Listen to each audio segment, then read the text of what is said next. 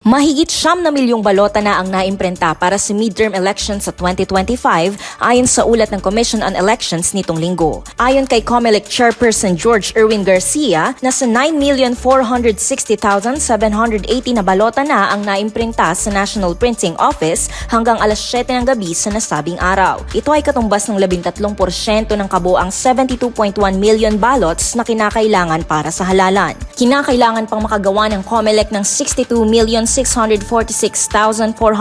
ballots bago ang nakatakdang midterm elections para sa Mayo 12 ngayong taon. Target ng COMELEC na makapag-imprenta ng 1.5 million ballots kada araw upang makahabol sa pinaikling panahon ng produksyon ng opisyal na balota. Matatanda ang pansamantalang ipinagpaliban ang pag-imprenta ng mga balota matapos maglabas ang Korte Suprema ng temporary restraining order laban sa ilang mga diskwalipikasyon ng mga kandidato.